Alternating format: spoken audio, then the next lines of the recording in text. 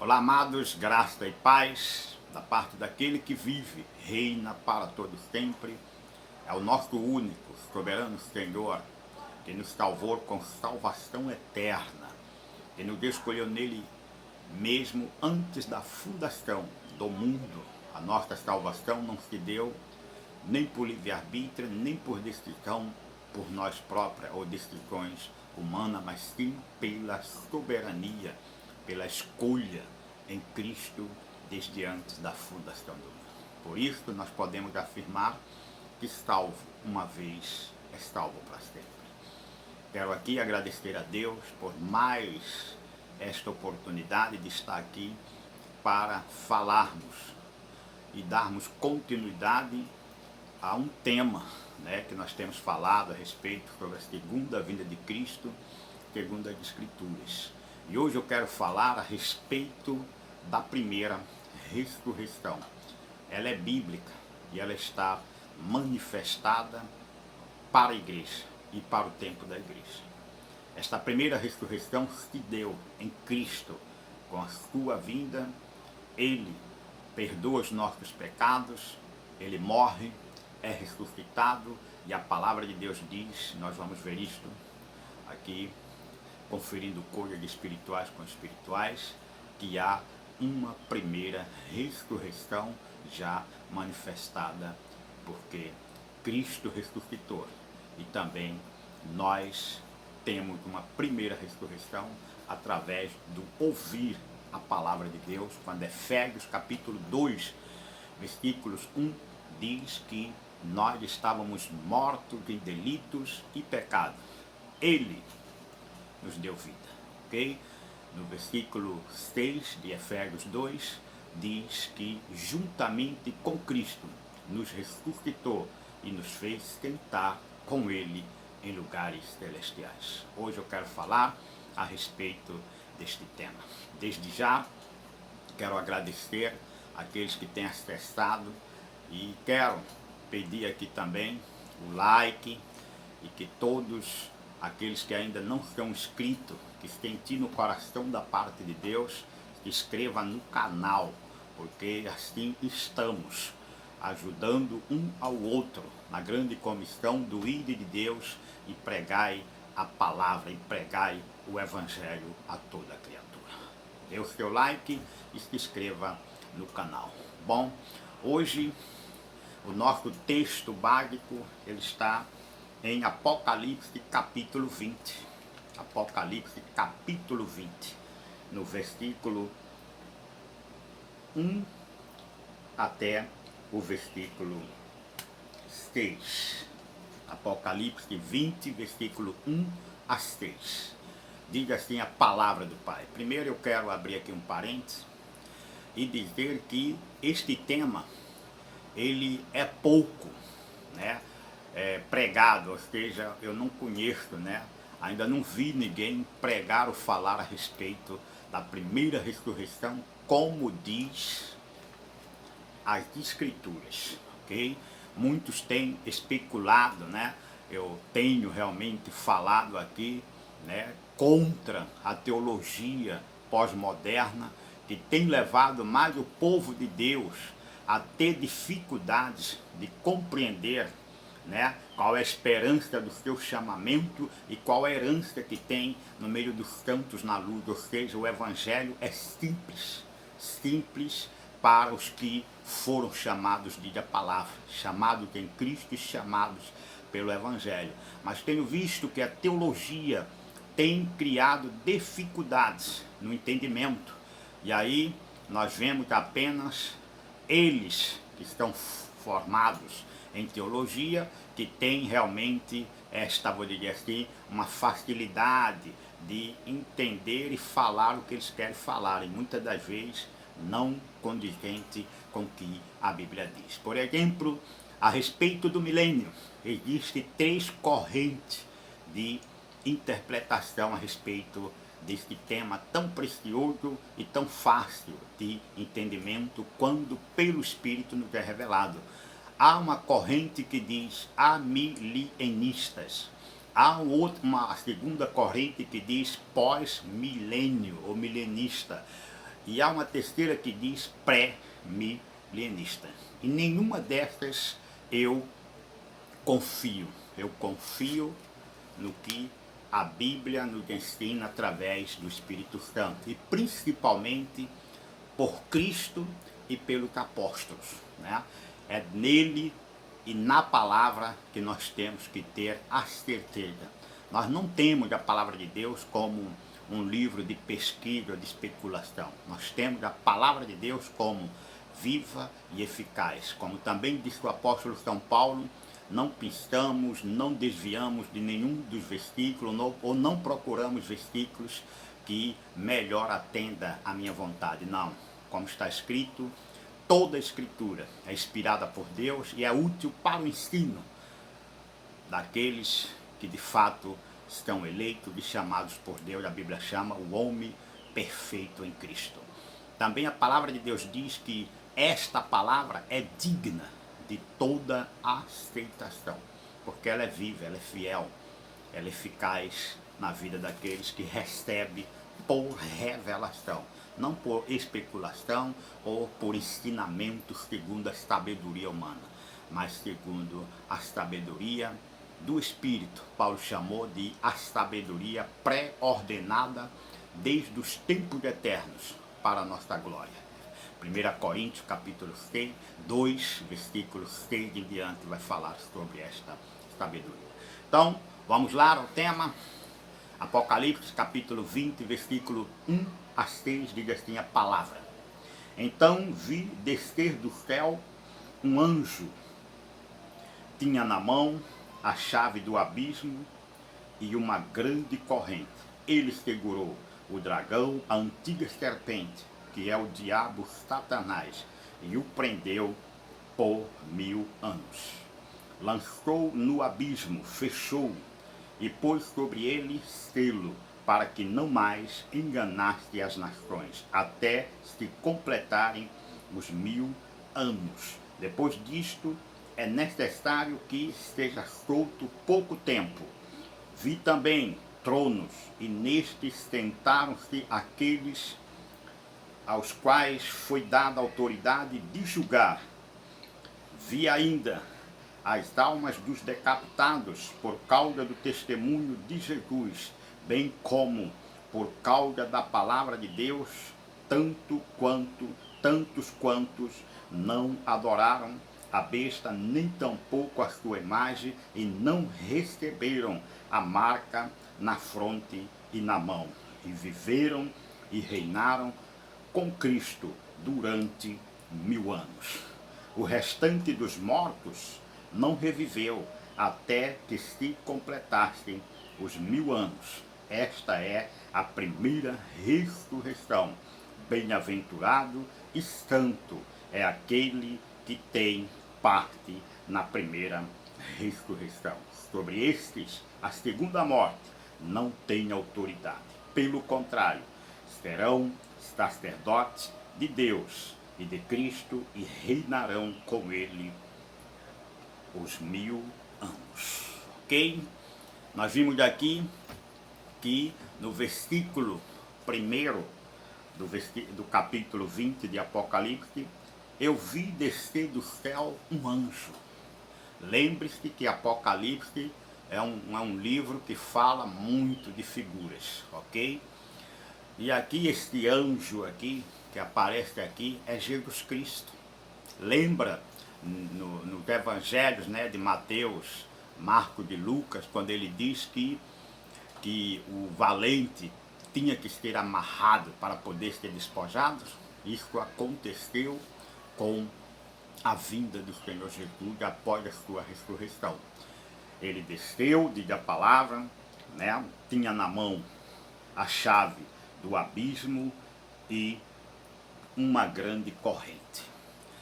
Nos primeiros capítulos de Apocalipse, a palavra de Deus diz, quando ele aparece a João, diz que eu sou o primeiro e o último, e eu tenho as chaves da morte e do inferno.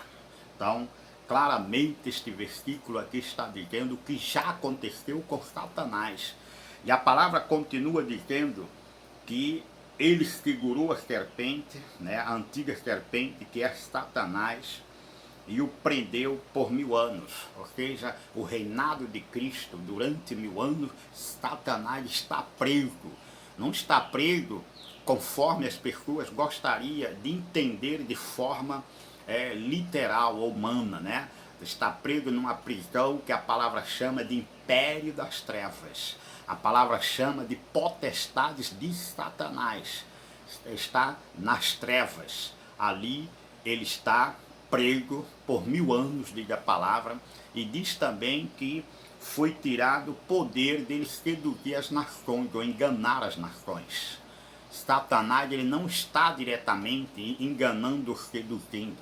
Nós estamos numa época de 1 de Timóteo, capítulo 4, versículo 1, que quem está fazendo esse serviço, né, de engano e de ensinos de demônios são espíritos, diz assim a palavra, em 1 de Timóteo capítulo 4, verso 1, diz assim: o Espírito expressamente afirma que nos últimos tempos que estamos vivendo, alguns apostatarão da fé por obedecer a espíritos de enganadores e a ensinos de demônios. Ou seja, Satanás, ele está preso, diz a palavra, né?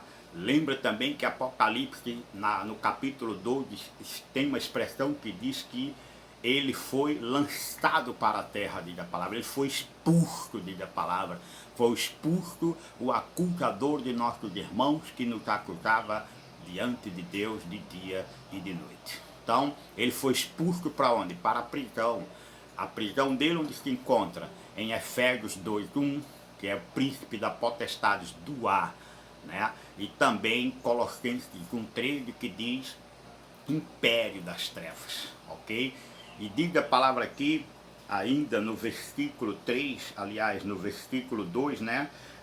Ele segurou o dragão, a antiga serpente, que é o diabo, Satanás, e o prendeu por 1000 anos. Lançou num abismo, fechou e pôs sobre ele selo, né, para que não mais enganasse as nações até que se completarem os 1000 anos. Depois disto é necessário que ele seja solto por um pouco. Este pouco é a grande tribulação, é a manifestação personificada, ou seja, encarnada de Satanás.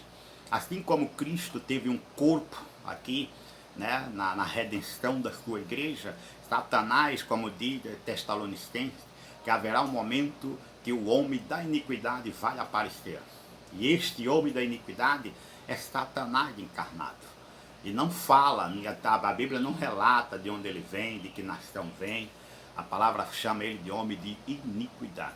O anticristo aparecerá. No momento que está se agindo sobre a estes 1000 anos, diz a palavra, que depois dos 1000 anos, que não é 1000 anos contado não, eu volto a dizer nos meus vídeos anteriores, a palavra 1000 anos significa um tempo perfeito de Deus, porque Deus é um Deus de tempos, de plenitude de tempos, né? Então não é 1000 anos, não ficaria muito fácil para que as pessoas pudessem realmente entender e, como diz a palavra, se preparar e escapar muito de algumas situações. Não é, 1000 anos é um tempo que simboliza da primeira vinda de Cristo até a segunda vinda de Cristo. Completou-se esse tempo de engano, de apostasia, né? Diz que ele vai ser solto, né? E ele vai sair a seduzir as nações, diz a palavra. Neste momento, diz a palavra, também Apocalipse, que o falso profeta e a besta já vai estar preso, né? E ele vai sair, ele mesmo pessoalmente vai sair para seduzir as nações. Nesse tempo, esse é o anticristo que vai estar no mundo, diz a palavra, para seduzir as nações e pô-las contra o acampamento dos santos e contra a igreja de Cristo. Então, este é o tempo que ele vai ser solto. No momento ele está preso, a dispensação de que o espírito de enganadores é eles que estão enganando e seduzindo. E diz a palavra enganando. Enganando a quem? Os enganados, os que estão mortos, já estão enganados. Enganando, diz a palavra lá em 1 Timóteo capítulo 4, alguns que apostatarão da fé. O engano não é para quem está enganado, é para quem não está enganado. O engano vem sobre eleitos, diz a palavra, quando o Pai lá no Monte das Oliveiras ele diz, se possível enganaria até os eleitos. Então está aí o engano, porque ele faz sinais, faz prodígios, faz maravilhas, né? E Paulo diz em Tessalonicenses, sinais de prodígios da mentira, ok? Segundo a eficácia de Satanás, sobre o comando de Satanás da prisão onde ele está. Então, haverá um tempo que ele será solto, e é pouco. Esse pouco tempo aqui, sim, aí sim, é a tribulação, a grande tribulação, que não tem aqui 7 anos, como muitos ficam aí especulando e revelando, né? Coisas que de fato realmente só preocupa a igreja e faz com que a igreja não desfrute desta paz, desta confiança que a Escritura nos transmite com relação aos 1000 anos com Cristo e o nosso arrebatamento, que aqui estivermos, né?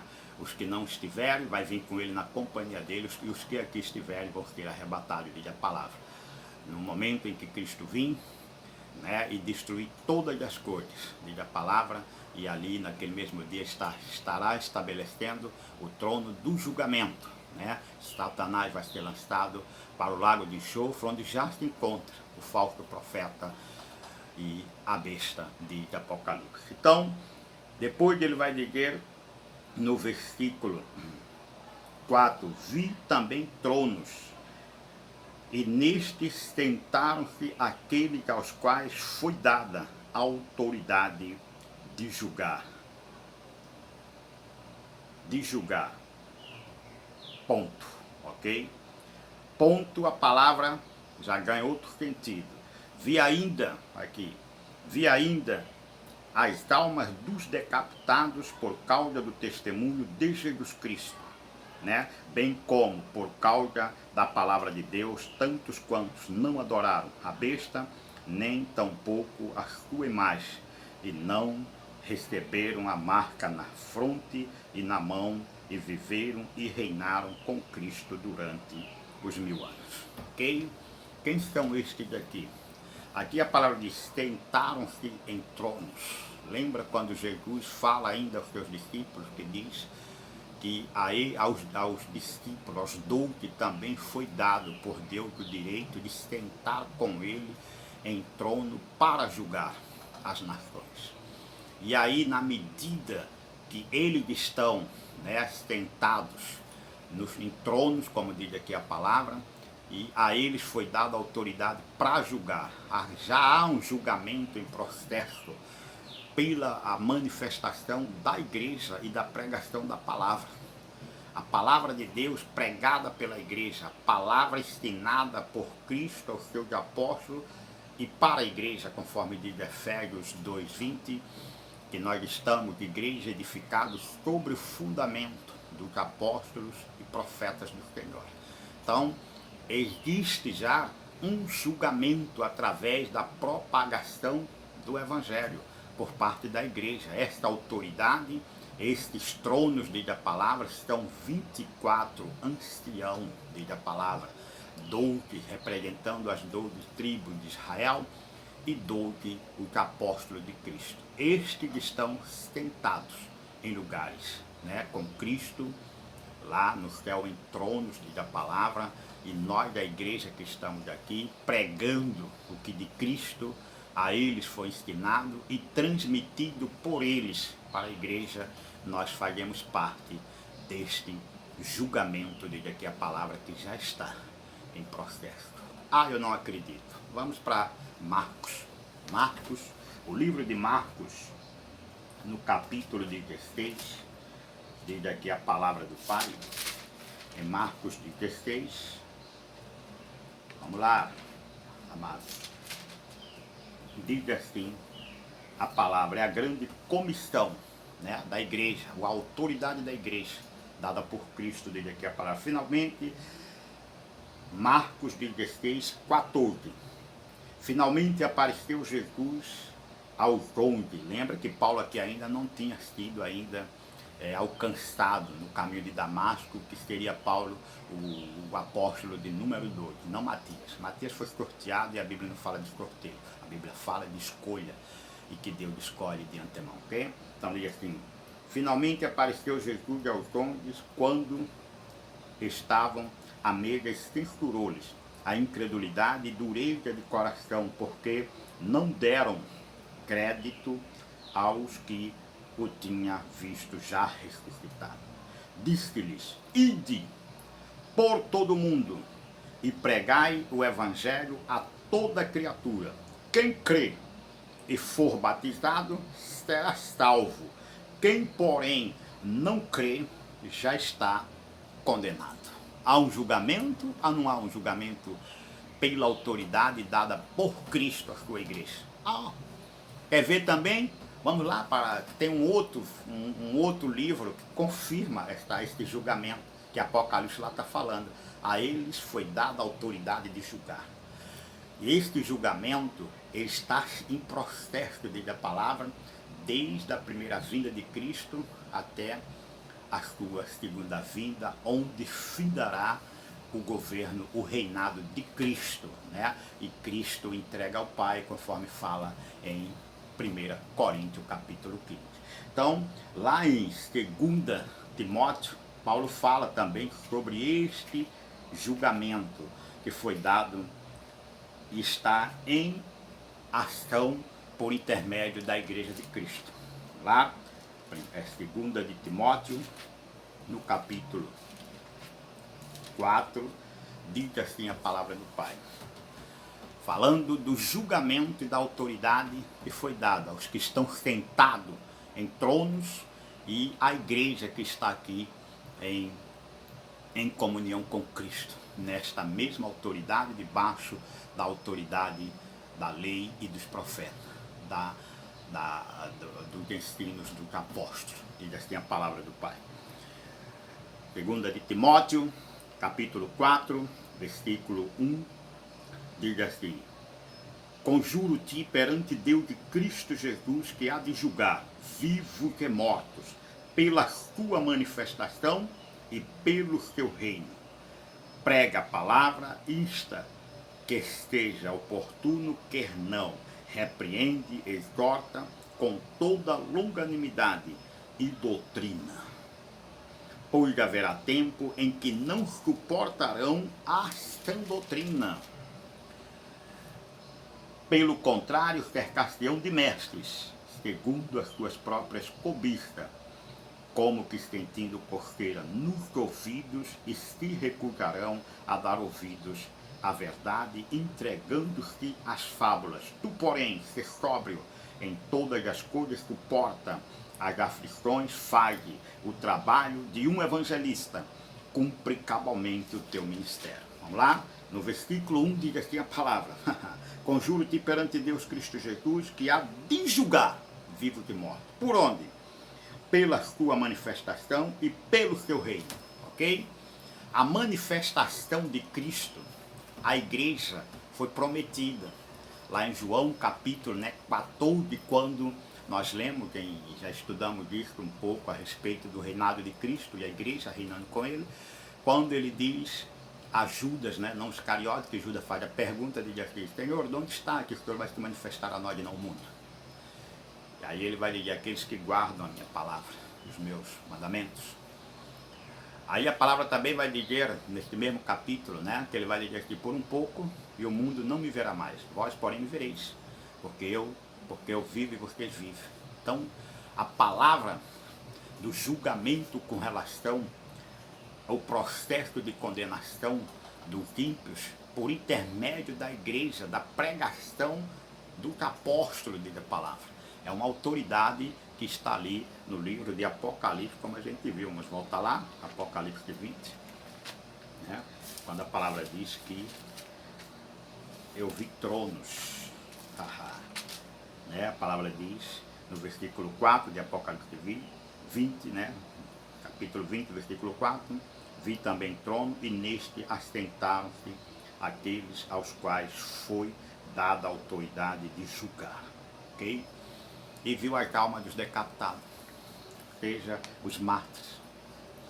Aqui dá-se a entender que esses mártires aqui está falando justamente do Monte das Oliveiras, quando Jesus diz que antes dos terremotos, das fomes, de epidemias, guerra, rumores de guerra, diz que lançaria a mão dos discípulos, né, e matariam alguns deles. Então, até que os discípulos, os apóstolos, no número de 12 escolhidos por eles, que completasse o ciclo para poder sentarem em tronos, conforme Jesus falou, os eventos anunciados só iria começar a se manifestar após a morte destes apóstolos, porque ele era necessário que eles morressem, né, como mártires e também sentassem nos lugares com Cristo. Ah, mas João não morreu de mártir. É porque Deus livrou ele do caldeirão de óleo fervendo. A pessoa, humanamente falando, escaparia de um coisa dele.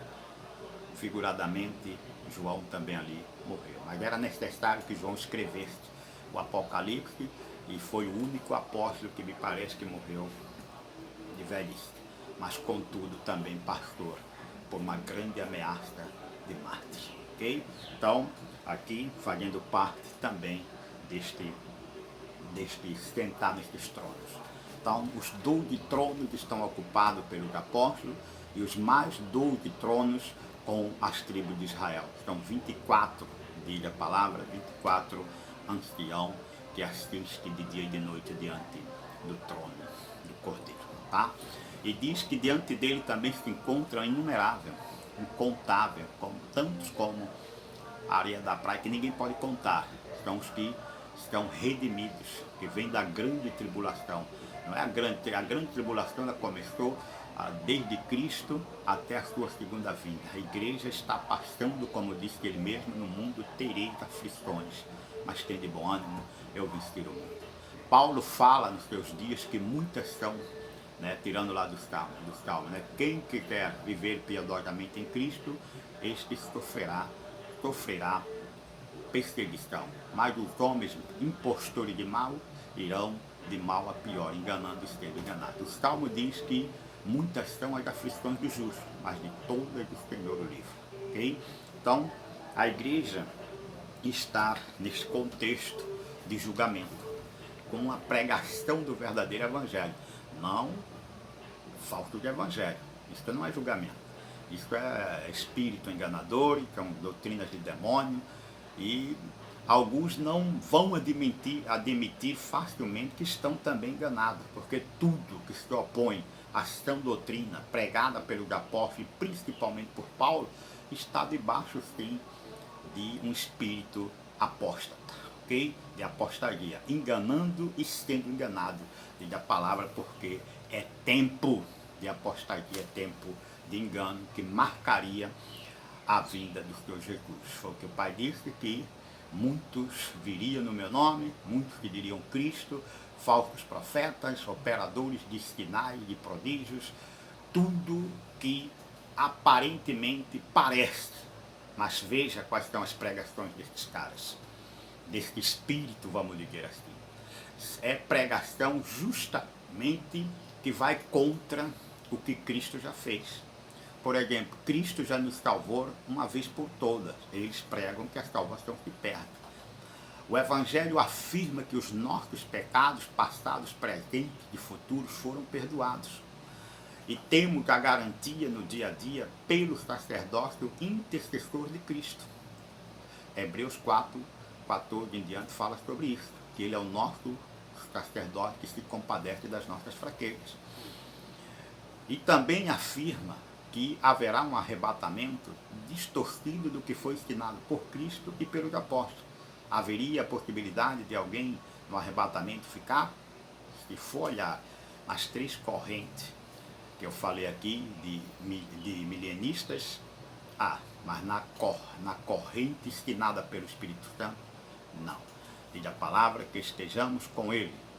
Nós estamos com Ele, que dormamos ou estejamos acordados, nós estamos em união com Ele, então este dia não vai pegar nós de surpresa, porque Cristo está em nós. Nós dormimos, mas o Espírito não dorme. A palavra de Deus diz, não dormita o guarda de Israel. E o guarda da igreja é o Espírito Santo.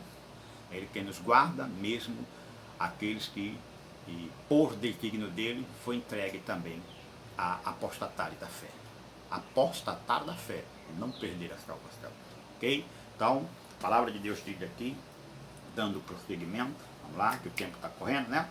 Nós vimos que há uma autoridade dada para julgar tanto aos apóstolos, as 12 tribos de Israel, como a igreja nos 1000 anos de Cristo. Então, diz aqui a palavra, no versículo 5, né?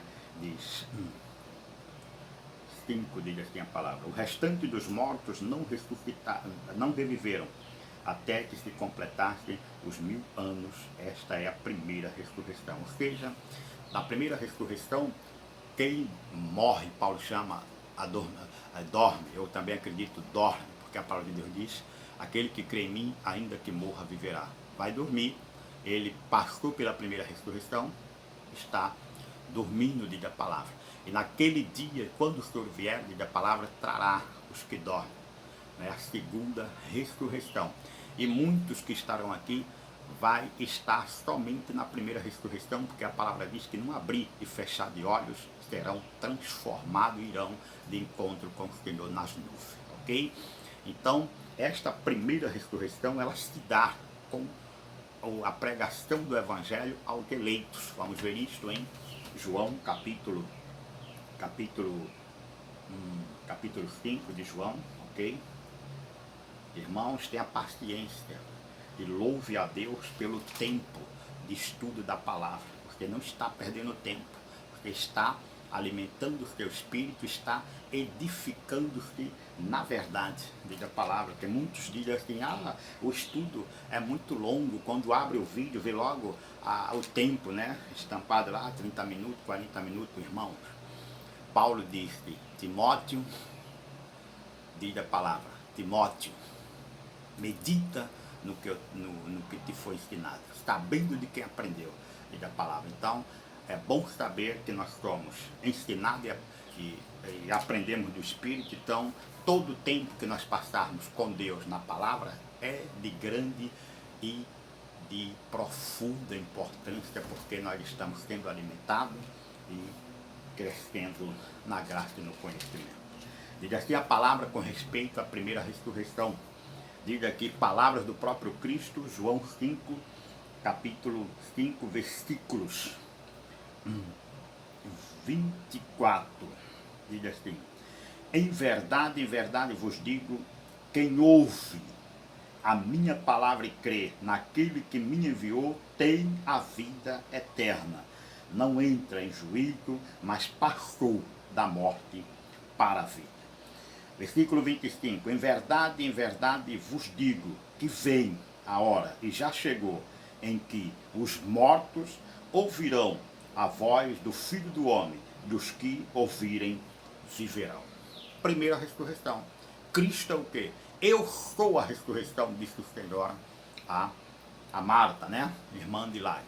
Então, a palavra que diz que a ressurreição, a primeira ressurreição, ela se manifesta na vida dos eleitos quando ouve a minha palavra, disse o Senhor Jesus. Aquele que ouve a minha palavra. Aí ele vai dizer mais na frente: em verdade vos digo, eis que vem a hora e já chegou, que aqueles que ouvirem a minha palavra, estes viverão. Ok? Efésios 2:1 afirma o nosso estado de morte, né? Esta morte espiritual que dá lugar a esta primeira ressurreição, diz a palavra. Ele vos deu vida, estando vós mortos em vossos delitos e pecados. E onde está a ressurreição? Versículo 6 de Efésios 2. E juntamente com ele, com Cristo, nos ressuscitou e nos fez sentar nos lugares celestiais. Colossenses ainda fala, Colossenses, sobre esta ressurreição. No capítulo 3 de Colossenses diz assim: portanto, se fostes ressuscitados juntamente com Cristo, buscai as coisas lá do alto, onde Cristo vive, assentado à direita de Deus, com pleno poder. Ele é Deus. Então, a nossa primeira ressurreição, ela se dá com a nossa convenção, através da pregação do Evangelho, não através de pregação de engano, que hoje está manifestado. Às vezes as pessoas, né, me perguntam assim: você poderia me indicar um curso teológico? Eu digo: nenhum, não posso. Você poderia me indicar uma igreja? Eu digo: nenhuma, não posso. Eu não posso. Neste momento, eu peço a Deus, o que eu posso lhe indicar é que peça a Deus discernimento para entender e discernir que os espíritos procedem de Deus, porque muito anticristo tem saído pelo mundo afora. E aí está o grande momento de apostasia, quando muitos não estão manifestando o espírito de discernimento. E aí segue muitas vozes, diz que Paulo, as tem dúvida no mundo, muitas vozes. E o próprio Paulo fala que há muitas más conversações que corrompem bom costume, engano. E a palavra de Deus diz que a vinda de Senhor Jesus também seria marcada principalmente pelo engano. Foi o que Paulo fala em Tessalonicenses, que a vinda do Senhor não se dará sem que primeiro venha a apostasia, né? Esteja revelado o homem da iniquidade, o qual se opõe e se levanta contra tudo que se chama Deus ou é objeto de culto. Ok? Então, segundo a vinda do Senhor, ela virá depois da apostasia. Neste momento está manifestada a primeira ressurreição. Aí é onde você vai entender também que Pai não estava falando literalmente ali de 1000 anos, contado de um ano, que está dentro do tempo.